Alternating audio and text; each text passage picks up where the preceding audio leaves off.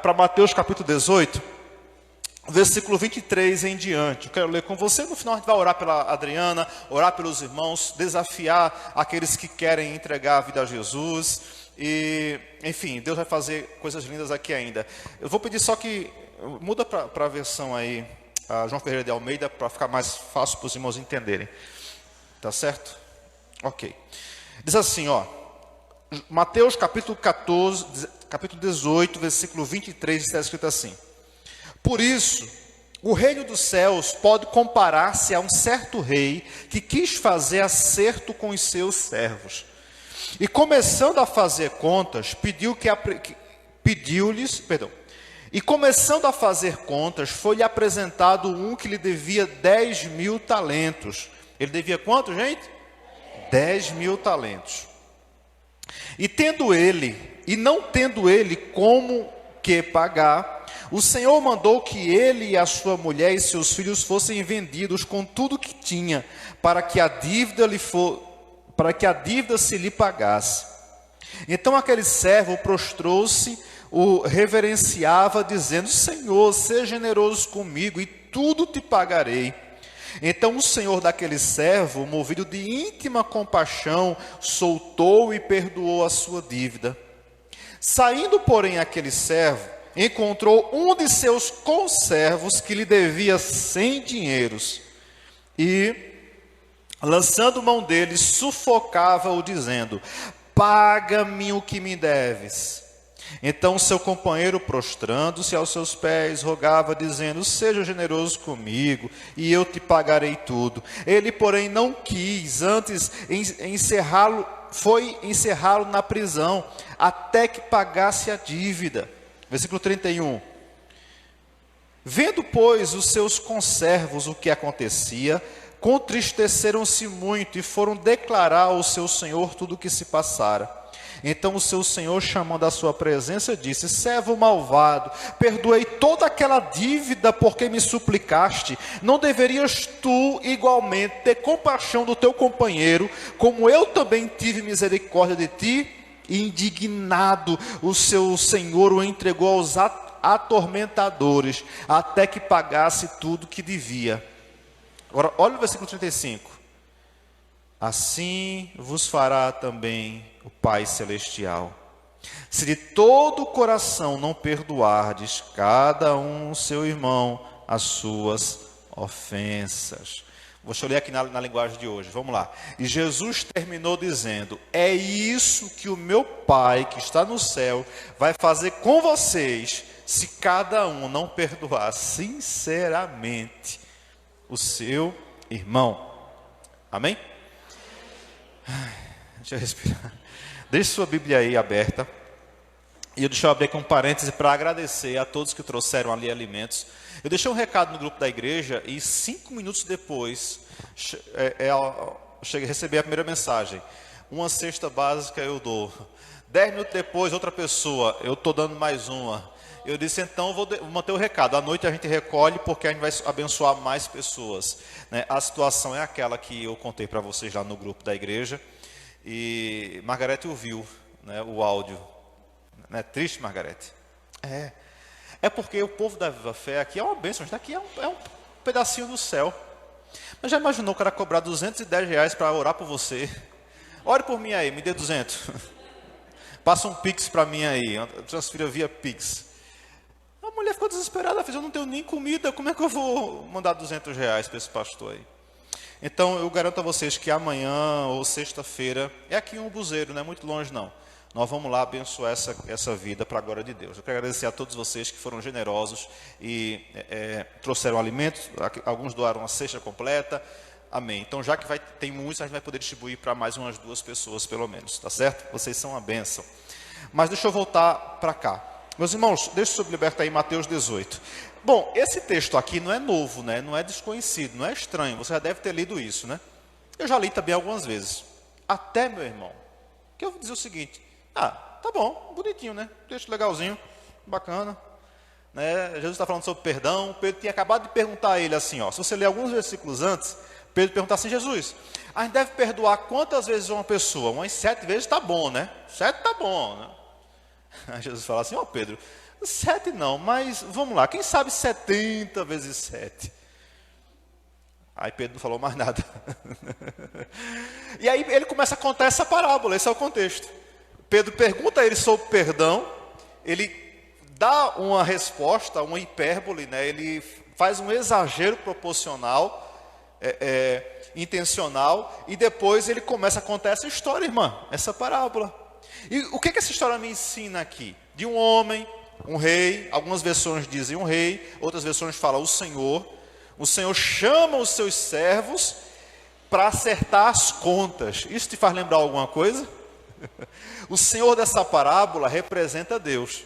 Jesus fala, olha, versículo 25. O reino do céu pode se comparar a um rei que quis fazer acerto de conta com os seus servos. Ele chama os seus servos para acertar as contas. No versículo 24 diz que o primeiro, que ele vai acertar as contas, devia a ele 10.000 talentos. Pois bem, lendo esse texto assim, a grosso modo, você imagina o seguinte: 10.000 talentos deve ser 10.000 reais. 10.000 reais é muito, mas não é o fim do mundo. Se vender a casa, o carro, né, sei lá, ou fazer um empréstimo, enfim. Olhando esse texto aqui e vendo o que ele diz aqui, na linguagem de hoje diz que devia milhões de moedas de prata. Na maioria das versões aqui fala assim, que ele devia 10.000 talentos. Você pode repetir isso comigo? 10.000 talentos. Aí você pensa, 10.000 não é muita coisa. A gente vai ali, faz um empréstimo no banco, quita a dívida, beleza. Só que tem um problema. Um talento não era R$1. Eu só vim entender essa parábola aqui quando eu fiz umas contas. E eu sou ruim de matemática. É por isso que eu tive que pesquisar, ir para o Google, somar e anotar para eu não esquecer. Você só vai compreender essa parábola hoje aqui, quando você calcular comigo essa dívida aqui. O homem devia quanto, gente? 10.000 talentos, certo? Bora fazer um cálculo bem simples aqui, vamos lá? A moeda mais comum naquele tempo era o denário. O denário era aquilo que uma pessoa recebia por um dia de trabalho. Um dia de trabalho recebia um denário. Entenderam até aí? Viu? Apolo, né? Apolo. Trabalhou um dia, Apolo, ganhava um denário, certo? Um talento era o equivalente a 6.000 denários. Veja só, onde já vamos chegar? Um talento valia 6.000 denários, ou seja, 6.000 dias de trabalho. Bora calcular? Você é bom de matemática? Então, se você pega um talento, que são 6.000 denários, e você soma, né? Agora, 10.000 talentos que ele deve a 6.000 denários cada um, vocês são bons, né? 60.000 denários. Isso significa o seguinte, que esse homem devia ao seu patrão o equivalente a 60.000 dias de trabalho. Entendeu agora a parábola? Não entendeu. Deixa eu explicar. Se ele fosse pagar por dias trabalhados, que seria o óbvio, né? Trabalhar por dias trabalhados, ele precisaria trabalhar 164 anos. Sem folga, sem feriado, de domingo a domingo. Olha o tamanho da dívida dele. Então, 10.000 talentos, você pode até anotar na sua Bíblia aí, equivale a 60.000 dias de trabalho ou 164 anos de trabalho. Tem como pagar, Marineide? Não tem como pagar. Mas o patrão chama ele e fala assim, a sua conta está aqui, 10.000 denários, 10.000 talentos, 164 anos de trabalho. E me assusta porque ele fala assim, eu vou pagar. Versículo 26, ele fala assim, tenha compaixão porque eu vou pagar você. Essa dívida era impagável, gente. Não tinha como pagar. Mas ele fala, eu vou pagar. Mas aí aquele homem manda prender a mulher, os filhos, né? Prende todo mundo. Não, vamos prender você porque você não vai pagar essa dívida mesmo. E ele fala, tenha compaixão, ele se ajoelha, se prostra, ele pede misericórdia. E aquele rei, movido de íntima compaixão, ele fala assim, tá bom, eu vou perdoar. E ele manda soltar o homem que já estava preso. E diz assim, você está livre. Gente, o homem que devia 164 anos de trabalho, sai pela porta do palácio livre, sem dever nada, por causa do perdão daquele rei. É incrível ou não é? Mas a história não acaba aqui. O texto fala que ele vai, quando ele sai do palácio, ele encontra uma outra pessoa que estava devendo a ele. E essa pessoa devia a ele, eu só não usei a versão linguagem de hoje, porque nessa versão aqui me ensina a quantidade que ele devia. Vamos lá? Versículo 28 diz que essa pessoa devia a ele 100 dinheiros ou 100 denários. Entendeu agora? 100 dias de trabalho. Veja só, ele devia 60 mil dias de trabalho e foi perdoado. O amigo dele devia 100 dias de trabalho, né? Não dá para pagar, não dá? Não é uma dívida infinita. Mas o que ele faz? Ele diz, não, eu quero o meu dinheiro. E ele manda prender aquele homem que devia 100 dias de trabalho a ele. Ou 100 denários. Todo canto tem fofoqueiro, não tem? Naquele tempo também tinha. Viram, quando o pessoal viu isso, correu e foi dizer ao rei. Disseram ao rei, você não sabe de nada. Sabe aquele homem que o Senhor perdoou 60 mil dias de trabalho dele?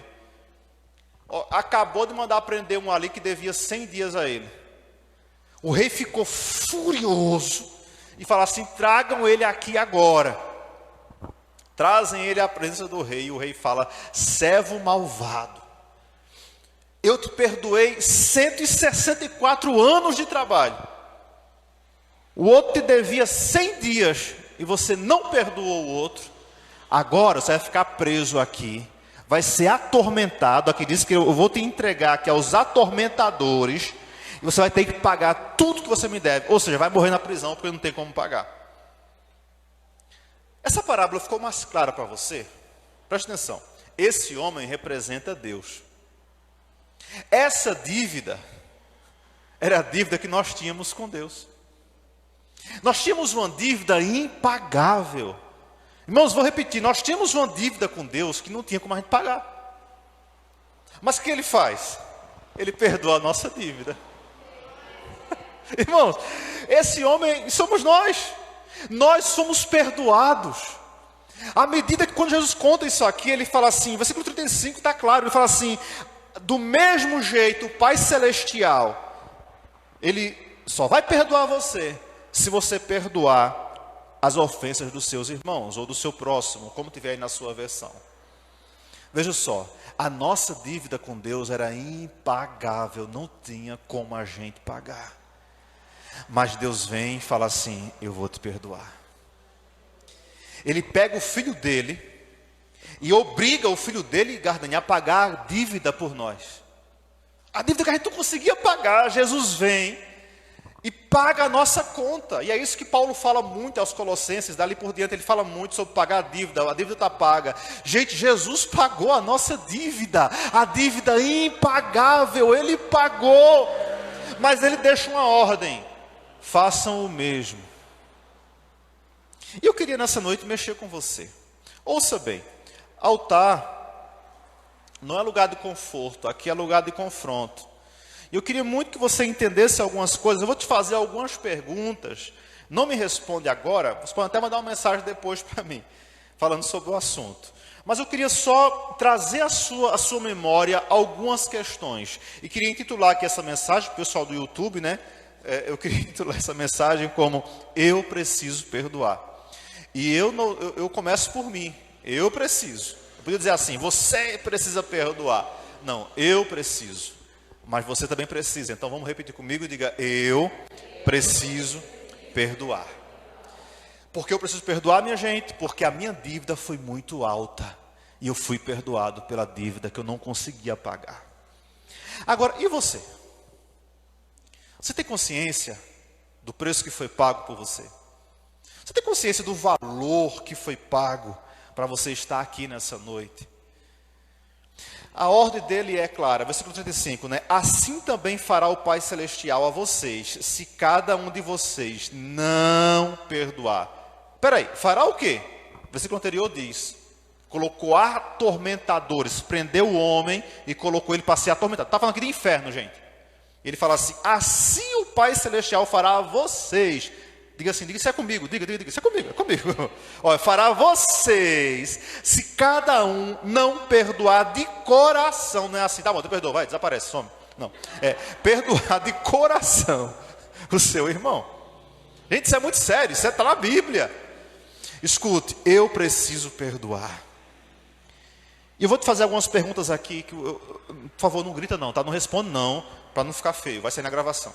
Porque isso aqui é muito pessoal. E a gente não gosta de falar sobre coisas pessoais, né? Mas tá bom, não vamos conversar aqui. Deixa eu te perguntar uma coisa, você já perdoou o seu ex? Ou a sua ex?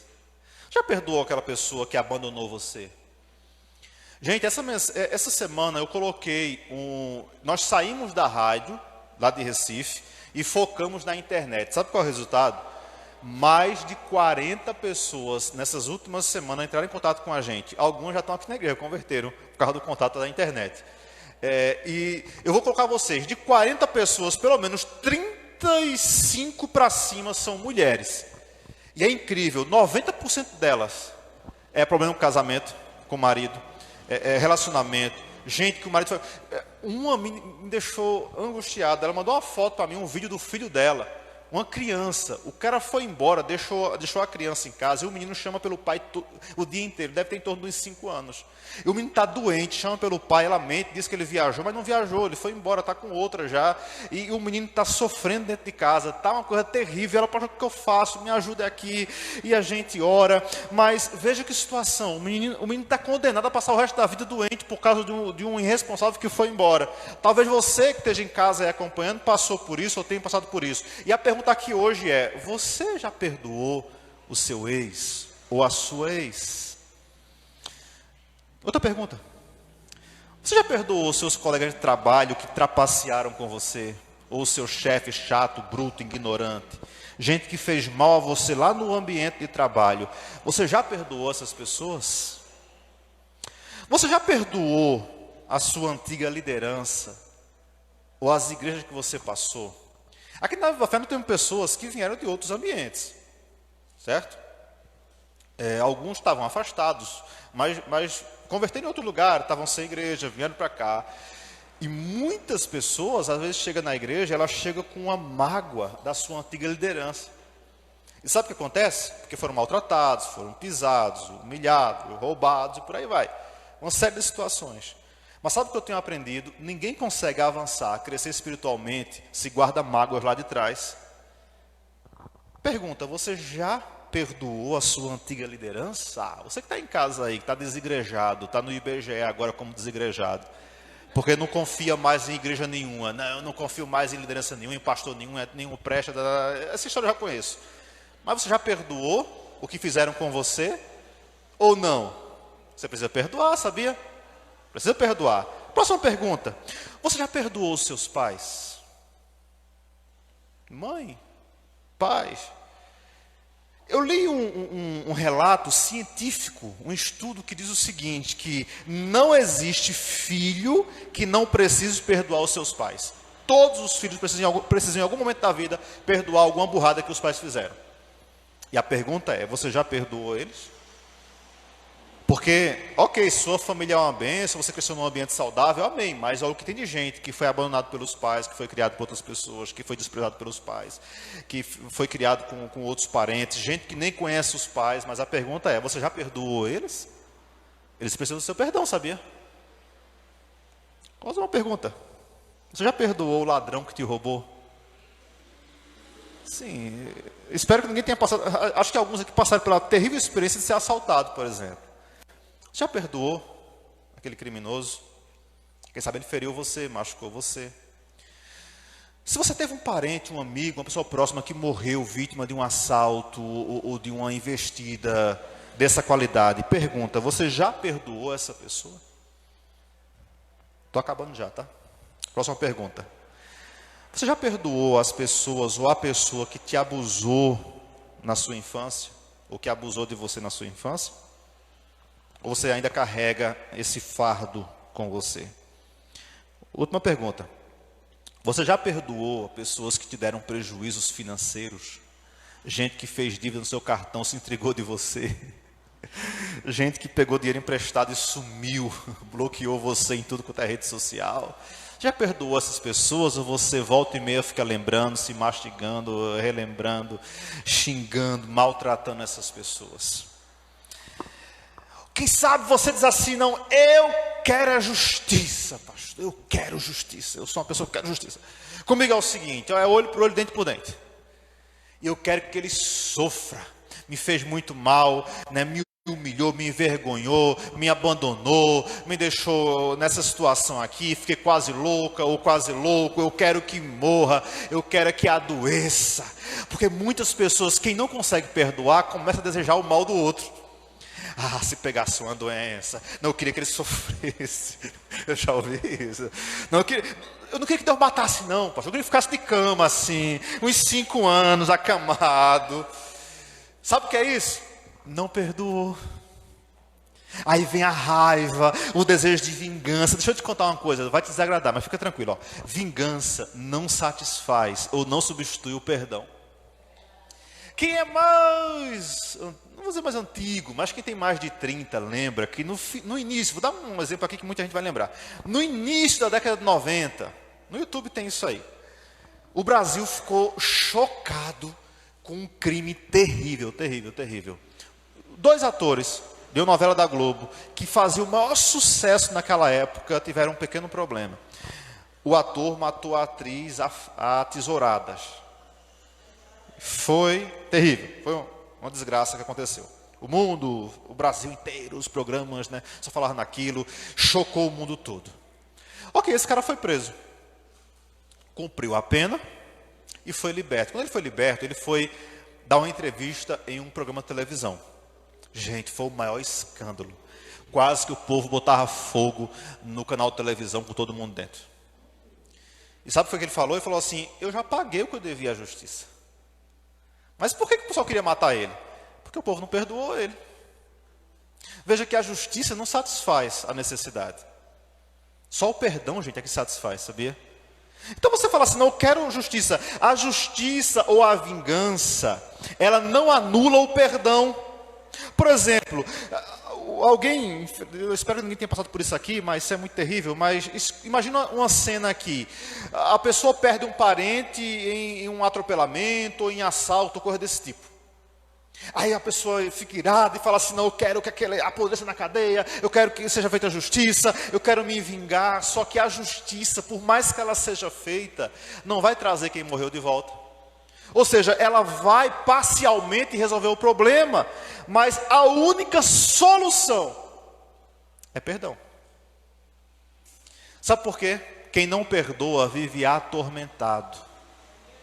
Quando eu visito alguém que está assim, fora da caixa, né, eu pergunto o seguinte, vem cá, você começa a ouvir e escutar a história da pessoa, não está dormindo direito, às vezes é ansiedade, depressão, tal. Às vezes lá no final, sabe o que tem? Falta de perdão, coração magoado, problemas, né, de parentes, enfim, e por aí vai. Você sabia que os estudos confirmam que um grande percentual de pessoas que são acometidas de câncer, muitas vezes são problemas emocionais que passaram? Isso reflete. Um médico falou o seguinte, um dos médicos mais respeitados do Brasil, falou o seguinte, chega uma paciente no meu consultório com um problema de câncer, e eu pergunto para ela, como eu começo a ouvir a história dela, eu pergunto assim, você já teve um problema emocional recentemente? Ela fala assim, há uns 2 anos, o marido me deixou, ou há um tempo perdi um ente querido, perdi um pai, perdi uma mãe, sofri muito, e desenvolveu o quê? Doença. Escute bem, a justiça não vai satisfazer completamente. Quando você não perdoa, a pessoa não sai da sua vida. Quem fez mal a você? Quando você não libera perdão para aquela pessoa, ela dorme com você, acorda com você, almoça com você. Você pode ir para a melhor praia que tem no mundo. Você pode ir passar férias lá na barragem do Casinho. Você pode estar no melhor lugar do mundo. Mas você chega ali e a pessoa acompanha você. Você pode estar com as melhores companhias, você pode estar almoçando no melhor restaurante. Imagine aí um restaurante maravilhoso, comida maravilhosa, deliciosa. Como é o nome lá, Cássia? Esqueci. Né? A Cássia. Não, mulher, tua mãe, rapaz. Opa, esqueci até o nome do... perdão, aí já perdeu o emprego. Então, o que acontece? Exaltou a concorrência, covardia, né? Então, vamos lá, volta para cá. Você pode estar no melhor restaurante que você tiver. Mas a pessoa está lá com você. Ela perturba você o tempo inteiro. Sabe por quê? Qual o problema? Você não perdoou. Você tem que carregar esse fardo com você por onde você vai. Deixa eu te falar, meu Deus, eu só tenho agora 10 minutos aqui. Me ajude aí. Vamos lá, eu estou na metade, estou na introdução agora. Eu tenho uma palavra para você. Romanos 12, 19 diz o seguinte: minha é a vingança, eu retribuirei, diz o Senhor. Romanos 12, 19, guarde, minha é a vingança. A vingança não é sua, a vingança é de Deus. Ele sabe como fazer, então deixa nas mãos do Senhor. Amém? O que não é perdoar? Vamos lá, bem rápido. Primeiro, perdoar não é esquecer. Sabe, eu até perdoo, mas não esqueço. Não, presta atenção. Se você perdoa, mas não esquece, parabéns. Isso mostra que você não tem amnésia. Não é não? A não ser que você dá uma porrada na cabeça. Então, não, eu perdoei, mas não esqueço. Ótimo, você não sofre de amnésia. Agora, perdoar não é esquecer. Perdoar é lembrar e não sentir dor. Sabe quando é perdão? Você lembra, mas você não sofre mais. Você pode até rir da desgraça que houve. Sabe por quê? Você está livre, você está liberto. O ódio foi embora, a raiva foi embora. Não é, vou tentar esquecer. Se fosse isso era fácil, bater a cabeça na parede que esquecia. Não, isso não resolve. Sabe, isso é amnésia. Agora se você dizer assim, eu até lembro, tá vendo? Mas não dói mais, eu não sofro mais, eu não choro mais. Eu vejo uma pessoa assim que me fez tanto mal e eu não sinto raiva nenhuma. A vontade é ter compaixão naquela pessoa. Parabéns, você perdoou, você está livre, você está liberto. O perdão tomou o teu coração. Segundo, perdoar não significa se relacionar. Ouça bem, quando você perdoa alguém, não quer dizer que você vai ser amigo daquela pessoa. O perdão não implica em reconciliação. Porque as pessoas confundem. Não, eu perdoei, então vou chamar para minha casa de novo, vou almoçar de novo, tudo junto. Aí é pedir para apanhar de novo, né? Não confunda perdão com burrice. Veja só. Perdão é, estou livre. Vejo, não sinto dor. Ouço e não sinto raiva, né? Converso e tudo bem, está resolvido já aqui, mas vou seguir a vida. Sabe qual é o maior erro que algumas igrejas fazem? Infelizmente, eu já vi muitos casos como esse. Quando chega uma pessoa divorciada na igreja, aí quer ficar aqui, então tá bom. Volte lá e refaça o casamento. Só que às vezes a outra pessoa já está com outro, já tem outra família. Já vi muitos casos assim, sabia? Peraí, eu vou condenar a pessoa agora a viver o inferno de novo? Mas infelizmente, porque eles entendem o seguinte: perdão é o seguinte, está perdoado, então eu vou voltar lá. Inclusive vou desmanchar o que a pessoa já começou com outra família, para tentar trazer de volta. Não faz sentido. Perdoar é o seguinte: ok, não dá mais para se relacionar aqui constantemente, mas eu estou livre, você também está livre, se precisar eu estou aqui, mas cada um no seu quadrado. Lembra do corinho? Canta esse corinho, cada um no seu quadrado, e a vitória é nossa. Terceiro, encerrei aqui agora. Perdoar é uma escolha. Você escolhe perdoar.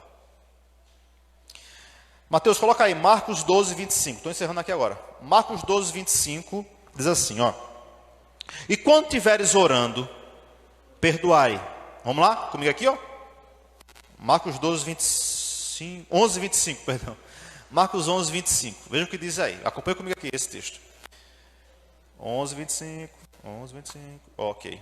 E quando estiveres orando, se tiver alguma coisa contra alguém, perdoe, para que também o Pai Celestial perdoe os seus pecados. Ou seja, você quer orar, crente? Perdoe. Porque se você não perdoar, sua oração vai ser inútil. Versículo 26. Vamos lá? Mas se vocês não perdoarem, também o Pai que está nos céus não perdoará os seus pecados. Gente, encerro aqui agora. Léo, já posso preparar aqui para encerrar com o cântico. O perdão é uma escolha. Você que escolhe, eu escolho perdoar. Não é um sentimento. Eu senti perdoar hoje. Não, escolha hoje. Deus trouxe você aqui nessa noite para confrontar você. Porque quem sabe algumas coisas não estão assim muito em ordem na sua vida, e o diagnóstico é simples. Alguém magoou você, alguém pisou no seu pé, alguém feriu você. E sabe o que acontece? Pessoas feridas ferem pessoas. E você hoje é uma pessoa até insuportável para os filhos, para o marido, para a família. Por quê? Porque você não consegue se livrar de você mesmo. Mas nessa noite Deus trouxe você aqui. Amém? Essa noite assim diferente, horário diferente, essa loucura que o mundo está. Deus trouxe você aqui para dizer que é possível sim. Escolha perdoar hoje. Olha como é que o Espírito Santo trabalha. Enquanto eu estou falando aqui, nessa hora, o Espírito Santo está te fazendo lembrar algumas pessoas que são carentes do seu perdão, que você precisa perdoar. Um parente, um amigo, um ex-amigo, né? Um colega de trabalho, enfim, alguém, uma liderança que você já teve, que magoou, que feriu você. Fique em pé comigo nessa noite, por favor. Seja livre. Volte para casa hoje livre. Agora tem uma pergunta que eu ouço que é sempre bem dolorosa. E eu estou escrevendo um livro, eu creio que vai sair esse ano em nome de Jesus. Eu estou nesse capítulo que eu falo sobre perdão. Como eu vou perdoar alguém que já morreu? Porque a pessoa que mais me fez mal morreu. O que eu posso fazer agora? Mas eu estou com a culpa nas costas. Eu não consigo pedir perdão, nem perdoar, nem vice-versa. Bom, o primeiro caminho, sabe o que é? É orar. Não pela pessoa, porque ela já morreu. Não adianta você orar por ela. É orar por você. E quando é que eu sei que eu estou livre? Quando há paz no teu coração. Quando você sente paz, quando não dói mais, é porque você está curado. Sabe uma ferida? Quando é que você sabe que você está curado? Quando ela não dói mais. Não, você pode apertar, apalpar, tocar, não está doendo, então você está curado. Nessa noite, Deus quer te curar, quer colocar o bálsamo sobre a sua vida. Enquanto nós louvamos aqui, eu quero que você ore ao Senhor, cante junto com os irmãos e vá orando por aquelas pessoas que são carentes do seu perdão. Escolha perdoar. Amém? Vamos lá.